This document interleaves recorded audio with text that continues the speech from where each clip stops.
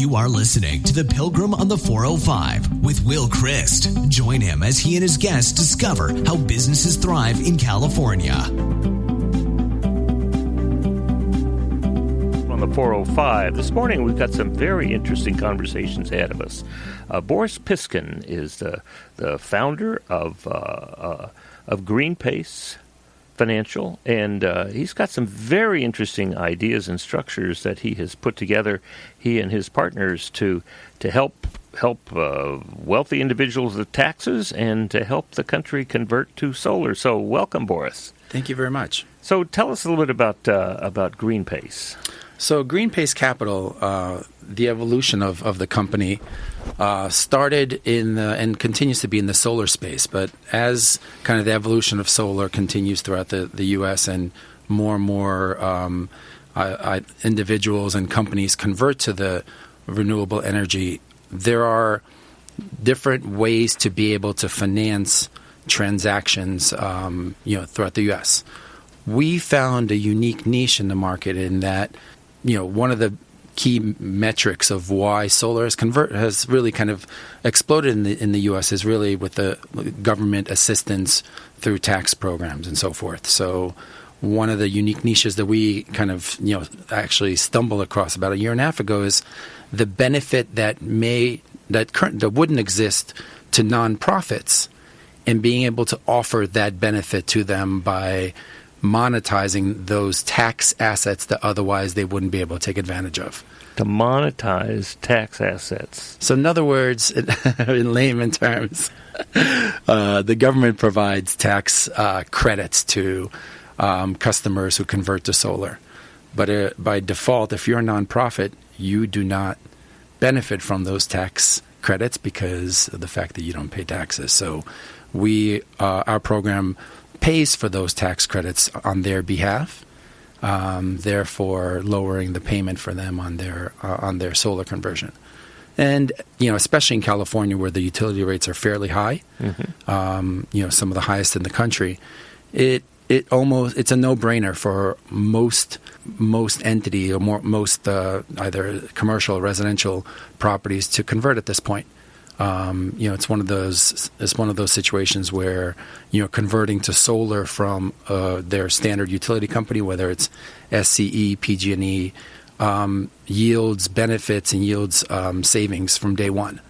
So we have provided a program to let nonprofit companies, houses of worship, different medical communities and so forth, and local municipalities and so forth, be able to benefit from that solar conversion, and taking that those tax benefits and being able to, for all intents and purposes, sell them to lower their payments. So that's what we come in. We provide, obviously we have a pretty vibrant residential finance program as well. But we, over the last year and a half, started seeing a demand or lack of opportunity for the nonprofit sector, and really kind of started focusing our attention on that space. So are you converting a nonprofit physical asset into solar from regular electrical So connection? Essentially what we offer them is to convert their electricity, where they get their electricity from their local utility company, to solar. Mm-hmm. So essentially, a solar system is built on their roof or on a carport on their property that generates solar power, and that solar power is generated at a much lower cost than they would be purchasing it from their local utility company. So how would a church go about using this? So we would design a system on their behalf. One of our installation partners would install it. They would borrow funds on a long-term basis to essentially prepay the power up front, and the monies that they'd be paying on that borrowing would be significantly lower than the utility bill. Now, because the generation of power, they will no longer have a utility bill or have a much significantly lower one. So they're essentially replacing their utility payment with a smaller debt service payment, if you will. Okay, and would they be borrowing the money from you? We partner up with a government program called PACE, Property Assessed Clean Energy.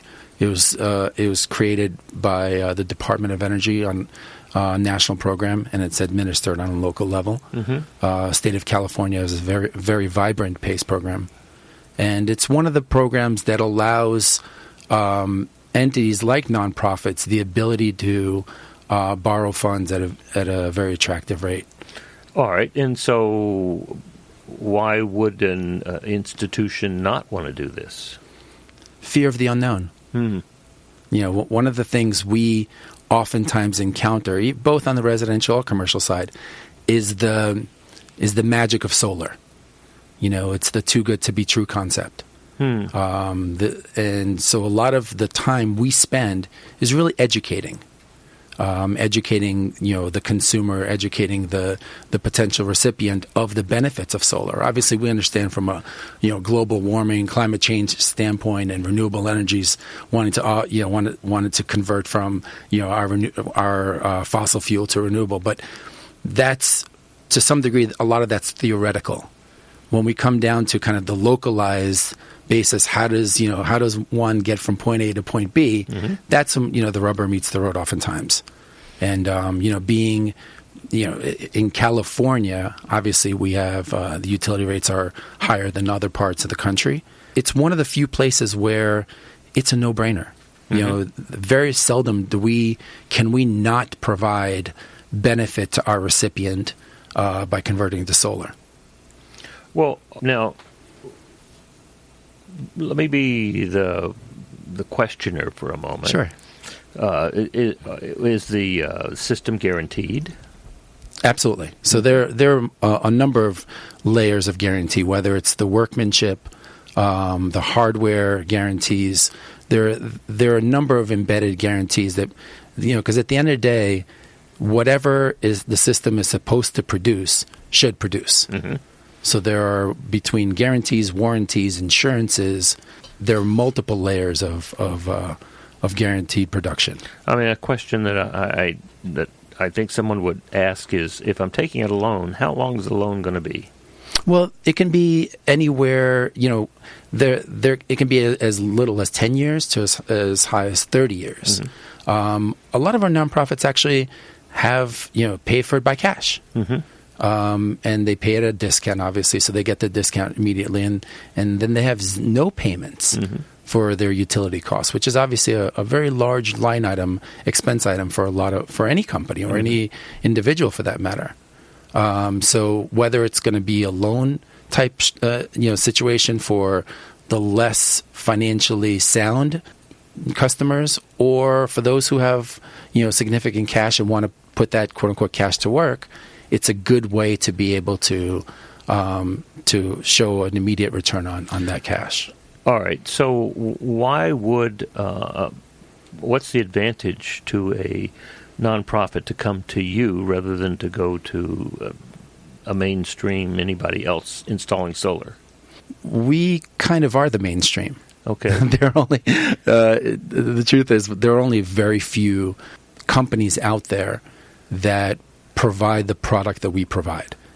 And the product that we essentially provide is the ability not only to convert to solar, which obviously is readily available in the marketplace, right, but to then convert the tax benefits to immediate cash. All right. Now, does that cash go back to the nonprofit? To the nonprofit? Correct. It's immediate. Oh, I see. So you're selling that, and then you're providing that back. How do you get paid? Well, we are able to then take those tax benefits and find high income earning individuals, right, who are obviously plenty in California, yes, and provide them the ability to offset their tax liability, which is also quite high in California. And we are able to then take the tax benefits that the nonprofit cannot use and find partners, mostly individuals within the state of California, that can use those tax benefits. All right, and so they will buy them from you. Correct. And you will provide a portion of that, put a portion of that back to the nonprofit. Correct. And so you make your money on some sort of portion of that. Correct. sale. It's just a spread between the two. Right. Yeah. Okay, so the nonprofit really gains in two ways: a reduction of their utility bill. Mm-hmm. That's correct. And they also get money back. A reduction in utility bill, money back. And I think even the bigger global picture is they're doing what we should all be doing for the environment. All right.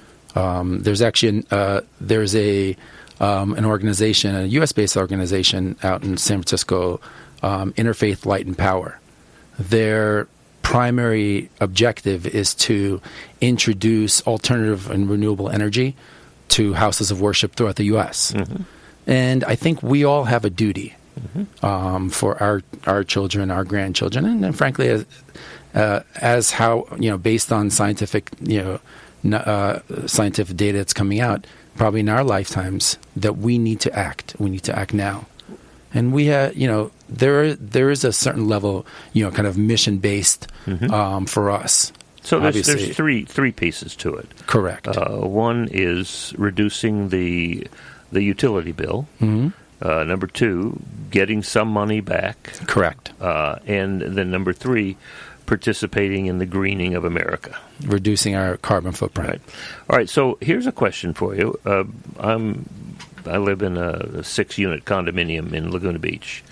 And every time that I have looked into putting solar on the roof of our buildings, it doesn't pay for us. Our utility bill is about $50 a month. Your utility bill from a standpoint of each unit utility bill? Right. Laguna Beach is a unique city. It's atypical than what we see the rest of the. I, like you, am a resident of Laguna as well, and I wish my utility bills were $50 a month. Yeah. They have to be more. But I before I came to the studio today, I was sitting on the phone talking to somebody to come out and talk about some new sliding glass doors because our units were built in 1968. Mm-hmm. And I think we have the original sliding glass doors in our unit. Yeah. And so it's time to replace them. But normally they are wide open. Yes. We see the ocean. Yes. And so we rarely have any any air conditioning. Correct. So it just didn't pay. So what would when a nonprofit begins to think about solar, what do they need to be thinking about? What does their utility bill have to be for it to make sense? Well, we typically say that anyone who has, and this is residential or commercial, anyone with over $100 utility bill can see savings. Okay. Oftentimes, even driving 5 minutes outside of Laguna where the temperature immediately increases by 10, 15 degrees, more people are using, whether it's air conditioning, any sort of electricity to power their homes. So, all right, so let's begin dreaming, right? I love to dream. Let's do that. Fellow visionaries here. And we both have integrators someplace who makes things happen, right? Absolutely. Okay. I'm sure some of them are listening to this right now. So let's suppose we have 140 buildings around Los Angeles, Orange County, Riverside, and Ventura counties. Have 140, and we have a leadership group who not manages, but would need to be convinced. What would we do with them? How would we go about talking with them in a way that would be helpful? I will give you a real-life example, a little bit of a larger one. We're currently working with a church group that has about 1,800 churches throughout the country. Probably a little less than a third of those in California. And it's one of the impediments that we've seen since we've started, since this marketplace demand has come to us, really, is the need to act problem. Meaning that we all recognize that there's a problem, we have a solution for that problem, and now going through a certain layer of, lack of a better term, bureaucracy to get it done. Absolutely. That's what we're talking about. There are multiple layers of board approvals, We tend to see boards meet once a month. If that representative in the board wasn't there that day, then we have to wait till the next month and so forth. So, we see oftentimes opportunities where everyone in the room agrees that this is the way to act. Action takes a little bit longer. We take 3 months, 6 months. And it's one of those things where, time is money, meaning that from a number of different ways. Number one is obviously as we're kind of paralysis by analysis and not making a decision, that costs because we're still that customer is still paying the higher utility bills. And those utility bills sometimes are 60, 70% higher than they can be. So it's convincing the right people at the right levels, meaning that if you're looking at going back to our example, first it's making sure that the higher management board sees the value proposition on the macro scale. And then identifying, individual properties that can see the biggest, most benefit right away. But it's really starting from the top and coming down. Because I think to some degree, even though I'm sure that the mandate can be made on a higher level, it can't necessarily be forced up upon kind of the individual assets. But I think once there's a collective mindset that everyone agrees to and the value proposition is agreed to, it makes for an easier conversation because it's not necessarily convincing someone, especially from a third-party outside perspective. But once you've got the approval from the inside, higher level board members, I think it makes it a lot easier of a convincing perspective. Sure. And we're seeing it from a larger approch. So if we were to dream about going to, I think the word might be imprimatur. Giving the green light. This is an okay no thing. No pun intended. Right. This is an okay thing to do. Yeah. What kind of presentation can you make to that group? It's a combination of two. I mean, we're prepared for these types of presentations. Both from a moral perspective, financial perspective. It's made easier for us by our, quote unquote competitors who are the utility companies. We unfortunately have seen, tragedy occur last year at the PG&E territories, and we think that's going to continue as the utility companies are become more and more antiquated. More and more monies need to be invested for infrastructure work. The concept of solar and the concept of solar providing power and providing access and taking a lot of the pressure off the grid is going to become more and more prevalent. So our hands are going to be, to some degree, the decisions are going to be made for us. And especially in today's day and age where the economics are so obvious, to convert to solar and be able to generate power and store it for oneself and actually become your own microgrid to some degree. So it's actually a fairly easy value proposition to be able to communicate. All right, so let's suppose that we have this group of 180 institutions that all have buildings. What kind of timeline is that from? Let's suppose you have the agreements to move forward. What kind of construction timelines are there? Well, whether it's 180 or 1, it comes back to assuming that the lengthiest of times being the decision-making process. Sure. Assuming we take that off the table, and I know, as you mentioned before, we're the visionaries. Where we look at the big picture, and those who execute are they'll be hearing from us. Right. But the process is very formulaic. first the design is generated to maximize the efficiency. And you're not doing the design, are you? Well, you have companies that do. We have companies that do the design. We have our own. Multiple companies. We have multiple companies. We want to make sure, especially because we're providing a lot of the guarantees, if you will, that the design adheres to certain guidelines that we're looking for. And the good thing in California, there are specific guidelines already embedded within the statutes to make sure that they are kind of adhering to it. But we, being able to design it pursuant to each individual location, what their utility bills are, what their rates are, when their usage is, meaning do they have, is it a 7 a.m. to 6 p.m. constant usage, or does the usage spike at certain days? I'm sure during days of worship there's more usage than other days and so forth.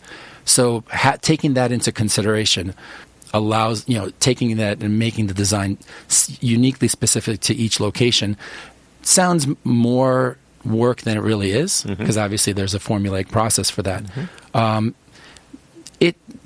Being able to the big things that we have to do is the jurisdiction. How quickly does it take to pull a permit within a jurisdiction? How quickly then can we have the utility company come down and approve the actual installation? So we are subjected based on kind of, you can't fight City Hall to some degree.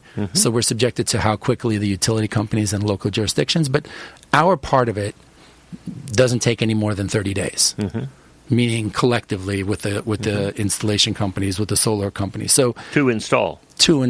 Oh, okay. Getting the installation takes a couple of days. It's really assuming that all the processes, design, site work, putting the permitting package together, so receiving it, getting the hardware, actually installing and then approving. Anything above that is based on how long the city, that local jurisdiction and that utility company may take. Good.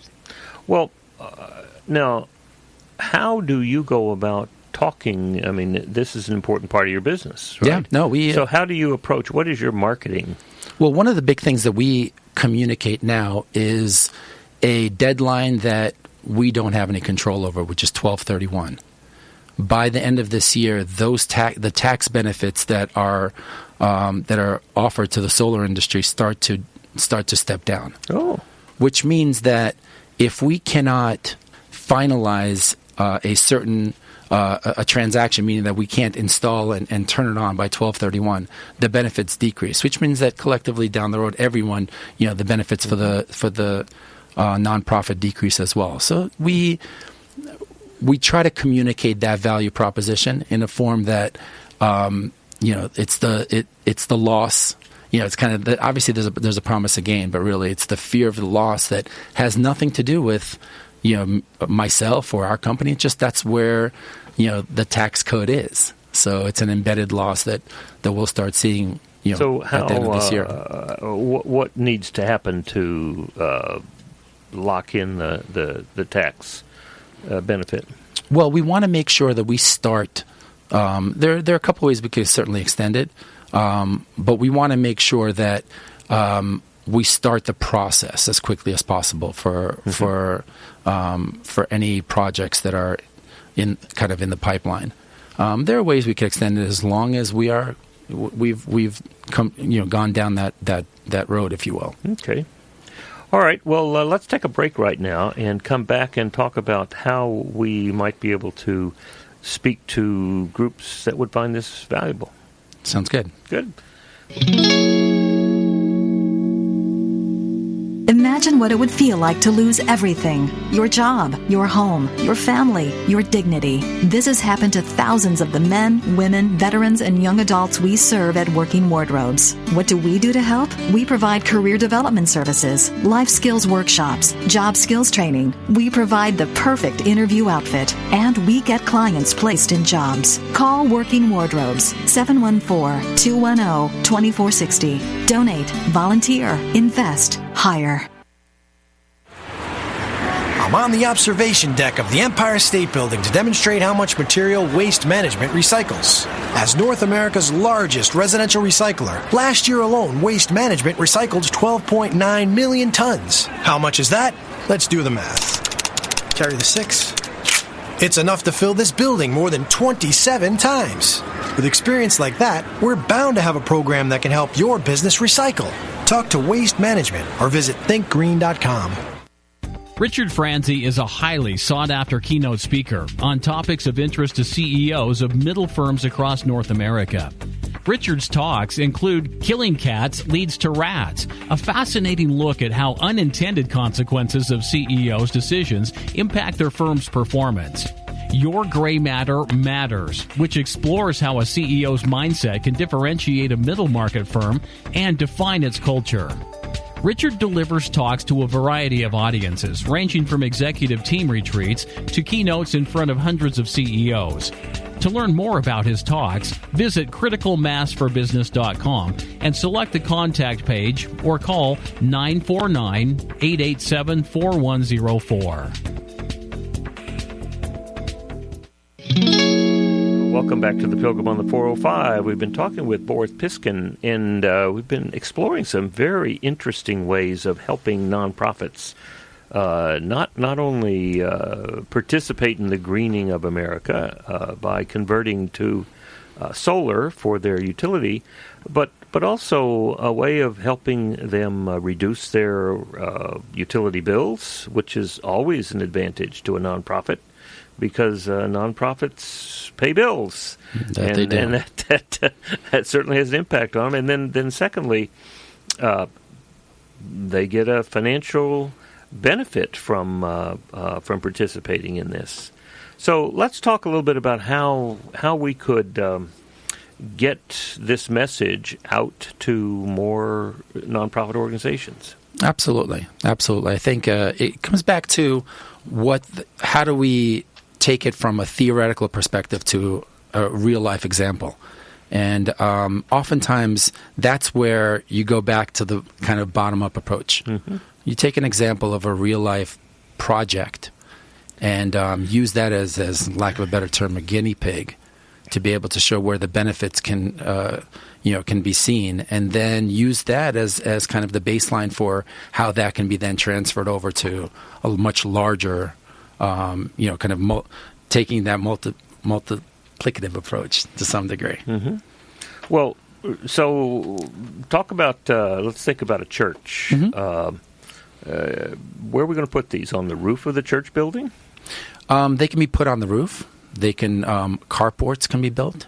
If there's excess land, a ground mount can be built. Anywhere that is sunny. Mm-hmm.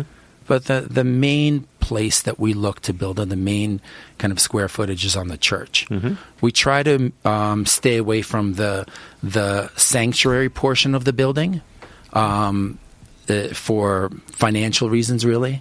Not to get in, because having a government program, you want to separate church and state to some degree, and that's that's something that we have to stay away from. However, it gives us a myriad of different options in terms of where it could be installed. So if you had a church school, it could be on the roof of the church school. Offices. Uh-huh. Absolutely. Schools, administrative side of the buildings. Now, is the financial return substantial? They typically are. We've seen as a return as quickly as 2 years. We try to see, and those are obviously in significant Well, that's markets. in return on your investment. Return of reduction of the cost, right? Correct. And I was... But in terms of the utility bill of oil, right, we should, seeing a 15, 20, 30% mm-hmm. decrease in utility costs immediately. Well, now, the return of, the sharing in the financial... Sure. Profit, is that substantial too? So the tax benefits are typically about 30% of the cost, if you will. Mm-hmm. We offer, in order for us to monetize it, we offer 15%. Okay. So it's a way to reduce the cost, which would show kind of immediate savings for the church on that side. All right. Well, and if the church had borrowed the money to make the installation, correct, they would be paying less, substantially less than they were paying for their utility bills. Correct, and locking in a rate that would not increase over time. Okay. And then also that found money that comes to them could be used for something else. Correct. Yeah. Well, all right. So how do we, would it be approaching local churches and speaking with them about it? Just to add to that one point, one of our churches has decided to use that quote-unquote found money as a retirement for one of their priests within 10 years. So they know that there's going to be a pension, and that pays for that pension on its own. Well, there are the Diocese of Los Angeles, Episcopal Diocese of Los Angeles right now is looking at a number of different initiatives. One is how do we find housing? It's called the Housing Justice Coalition.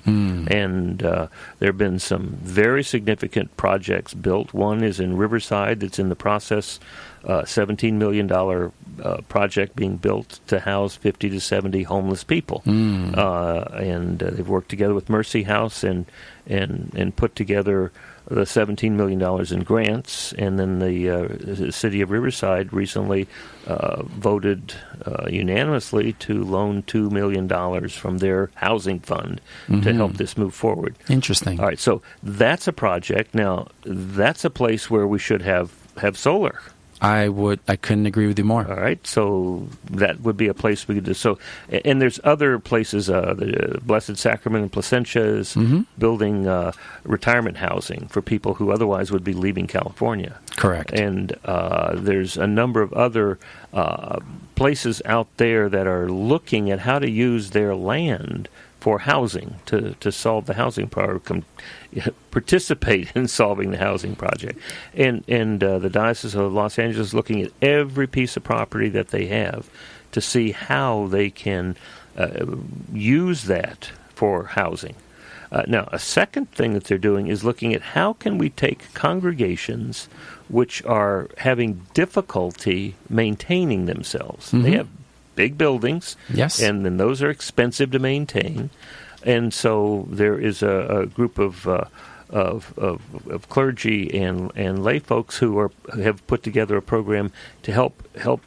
I think they're taking on 5 churches initially to become more entrepreneurial, to do something that brings in money for the congregation. Sure, they're going to learn how to.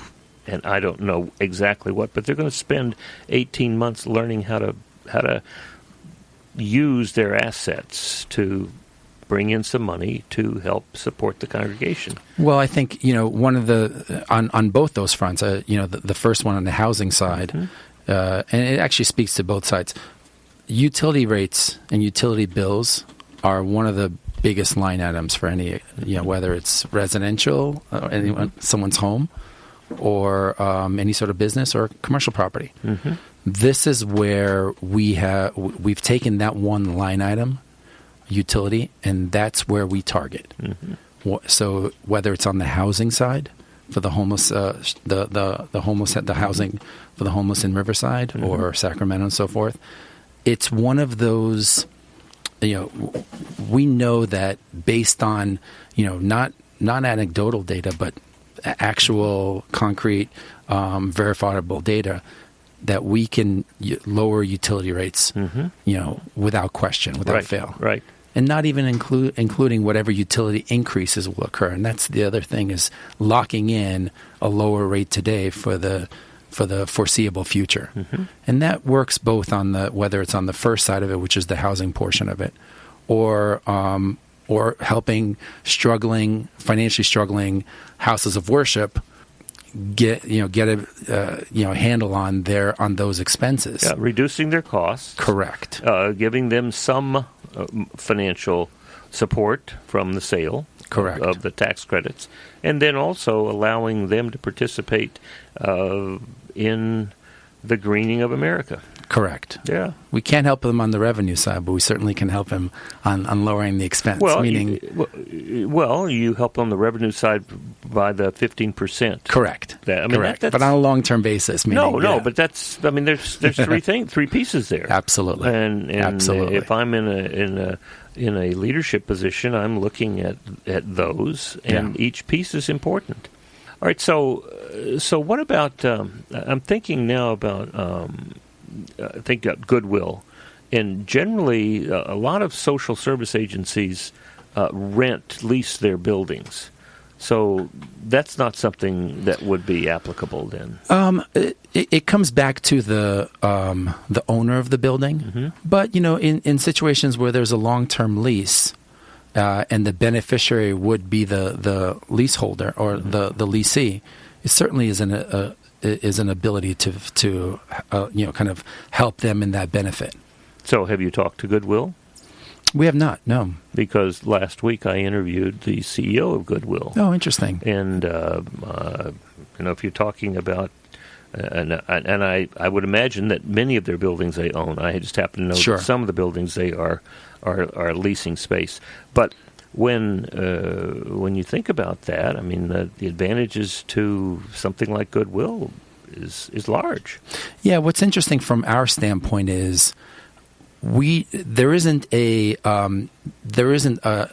limitation on the availability of capital. Mm-hmm. There isn't a limitation on the availability of offsetting the tax benefits to, there are enough high net worth and high income earning individuals in the state of California and nationally speaking that can benefit. It's the bandwidth to speak to as many institutions, the beneficiaries, as possible. So, and that's an indirect way of saying we'd love to speak to the Goodwill. Mm-hmm. It's being in business for quite a number of years. There are very few opportunities that are win-win scenario. Mm-hmm. This is one of those. Mm-hmm. It really is. Coming from a Wall Street background, I've certainly seen plenty of win-lose scenarios. This is what excites me every morning is the ability to make change happen, and you can see it on a daily basis. So, introducing you, putting you in the same room with some of the people from Goodwill to take a look at it. Absolutely. Looking at some of the local churches and the Diocese of Los Angeles. Now, are you national? You do things across the country? We do. So, is there a way that we could put together a presentation if we were to go to other Episcopal dioceses and talk to them? No, we do. We actually we have marketing material specifically targeting this demographic to be able to show kind of the benefits, all the benefits that we've spoken about today. Well, that would be interesting to see because I imagine that most dioceses in the Episcopal Church are looking at very similar issues right now. Yeah, and unfortunately, in kind of the finance world, if you will, kind of the financial services, it's all about profitability. It's all about profit and loss, and being a nonprofit provides few opportunities to tap into what's otherwise considered kind of the capital markets, if you will. What makes our product unique is that takes the entire relevance of the profitability off the table. The program is really equity based, and what we found more often than not is there's plenty of equity to be tapped, especially when it comes to a direct benefit impact, meaning that whatever payments are made to offset a much larger payment in the form of offsetting what otherwise would be a larger utility bill. All right, so let's take a couple steps back here. This is a very sophisticated program, right? It takes a couple of different asset classes and right and correct. What I'm asking is, where did you come up with this idea? Well, the way I like to communicate is I like to talk about the taste of the hot dog and not how the hot dog's made to some degree. Because yes, there is a certain level of sophistication. Now, I'm not interested in hearing all the intricacies of the program. Sure. I'm curious about how you came up with the idea. Well, I've always been in the financial engineering space, financial services. I'm originally from New York, ran a private equity firm for a number of years. And that's what we got to worry about, right? Before I was reborn, before I was reborn, and certainly feel vindicated in my new life. Good. But it's certainly, I've always seen unique products out there, and finding opportunities to benefit from those products. And taking solar, taking the benefits, the tax benefits of that comes with solar, finding who the optimal beneficiaries of those tax benefits may be. And, everyone, we see a number of large organizations and corporations converting to solar, whether it's Google or Walmart or, some of the bigger name Target and so forth, and, large institutions. But that in Wall Street will surely be is available for the conversion of those, of course. Makes the numbers work, if you will. But it leaves behind the quote unquote little guy, if you will, or leaves behind those who don't have the same don't have the same access to benefits. And the programs we use, they don't discriminate. So, and they don't financially discriminate either. It's just that more often than not, the road more traveled is the one that has been paved by financial institutions. And historically, I've always taken the road less traveled in terms of my professional career. So finding this niche certainly is filling a void that we all know exists, and kind of providing it. The one thing we try to overcome is those who have a problem but don't know that they have a problem, and proposing a solution for those without them recognizing that they have a problem sometimes is a impediment. But again, we if we keep on pounding the pavement, we think that it'll certainly take on. Good. Well, what would you like to say to people who are listening? Convert to solar. Bigger picture, we think that from a financial standpoint, utility rates are going nowhere but up. Any of the big four within the state of California, at PG&E, SDG&E, SCE, LADWP. There has never been a better time to convert to solar than it is now, and being able to do so can yield immediate savings, and which will then subsequently provide long-term savings, not only today but obviously down the road as well. So, if a church leader were listening to this, would you want them to call you? Absolutely. Love to be able to. How would they get in touch with you? I'm going to give my direct number. Okay. and I'm always to the unfortunate, my wife is not going to be happy with me, but I'm always available on my phone, 949-436-4478. What was that? My direct line is 949-436-4478. All right. Well, I think that we want to encourage people to pick up the phone and call and explore this possibility. We have till 12:31. Or maybe longer, but now is the time to begin talking about that possibility. Absolutely. Because what a nonprofit has to gain is, number one, reduction in their ongoing utility expenses, and it's locked in. Correct. So that their cost is not going to go up. And at some point, when the loan is paid off, and the price of that loan will be substantially less than what they're paying monthly now for utilities. Correct. So it's not like incurring an additional cost. We're really reducing the cost, And at some point, when that loan is paid off, their utility bill goes to zero. Goes to zero, correct. That gets locked in pretty quickly then, right? Very much, very quickly. All right, so number one is a reduction in what for many nonprofits is a substantial utility bill. And number two is that there is money that comes back in terms of their share, their 15% of the tax credit value. Correct.